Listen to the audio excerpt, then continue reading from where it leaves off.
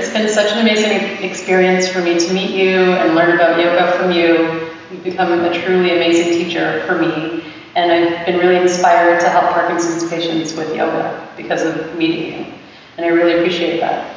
I just learned that you're a veteran, and as you know, I run a VA clinic helping veterans with Parkinson's disease, and it's been one of my great passions to help that population. I understand that you've taught a class specifically for veterans before. Can you tell me a little bit about that project? I taught a class for veterans out in San Francisco, over in San Francisco, at the Veterans, what was that, Veterans Hospital? I can't remember exactly what it was. The class that we teach here is a benefit for the Veterans Yoga Project. It was well received. It was a lot of interesting people that came to the class. I enjoyed teaching out there. Yeah. But it's a really long way to go. So. Sure, I understand. So tell me a little bit about your own journey with yoga and having Parkinson's disease. Well, I started practicing yoga well before I was diagnosed with Parkinson's. I started my practice in 1980, and I was diagnosed in 2002. So that means 22 years of practice before I was diagnosed. And, I didn't quite understand what it was all about at first, but I think that a yoga practice for somebody with Parkinson's is very important. It has been for me, particularly not just the exercise but the breathing. It has been very useful in my own experience with Parkinson's. What types of things do you think has been helped by the breathing? I think the main thing is you don't need to do anything really fancy with the breathing practice. I think it's just important to lie down and do it regularly. I think that's the main thing. Regularly and just watch your breath, basically. Although there's a few more details that go with that. As Vicky was saying earlier, in a practice session, people with Parkinson's tend to slump. I can see it myself already, especially over the last few years.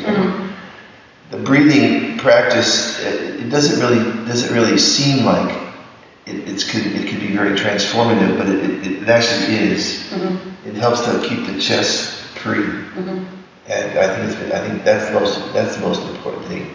But the exercises, I think, are also very important.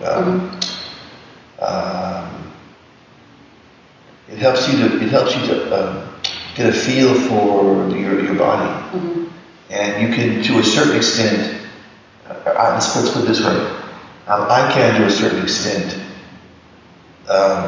counter the effects of Parkinson's in some respects. Shaking, for example. I'm aware when I'm shaking. I know that I'm shaking, and I can usually just stop it. So as long as I'm aware of it, I can end the shaking. And I think it's really important, just in general, to just have a sense of where you are in space and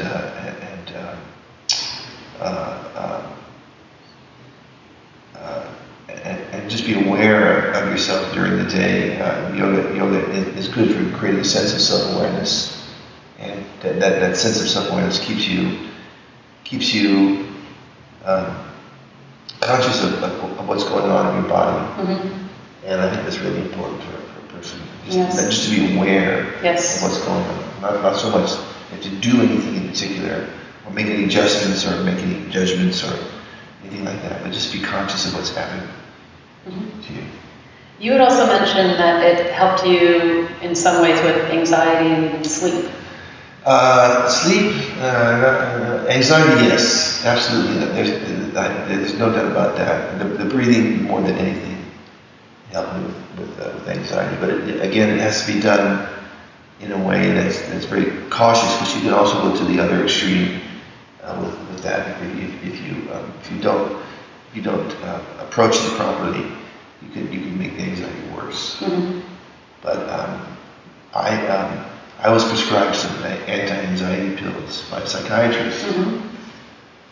And I went to buy them at the drugstore, and I had a bar of chocolate along with the pills. And I put them on the counter to buy that stuff, and the bar of chocolate actually cost more than the pills did, and I thought that was kind of odd. And for some reason, after that, I decided I wasn't even going to take the pills. And so I didn't. I just put them away, and I work with breathing and awareness. And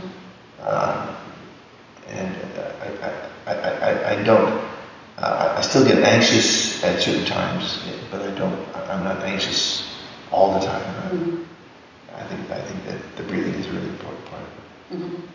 So what advice would you give somebody who's a newly diagnosed patient, for example, with Parkinson's, with respect to yoga? Well, you have to, first of all, it's important to get into a class as soon as you can, if it's the right class, and that's one of the problems. A lot of the teachers in this country are not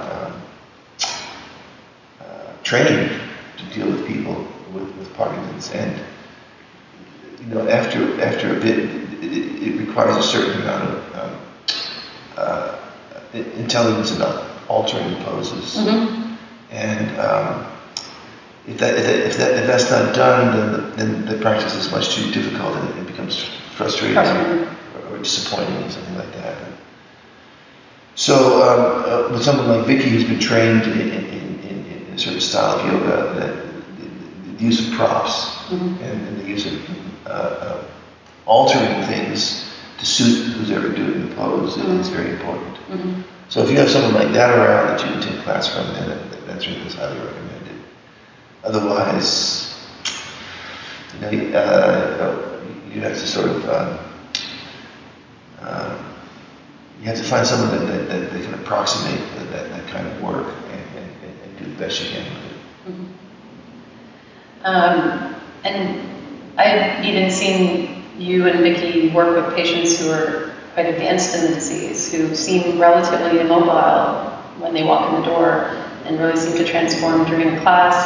And it's conceivable that even patients who may not even be able to leave their home or are having difficulty standing up from a chair or getting out of bed may even be able to reap the rewards of some of the practice. Absolutely.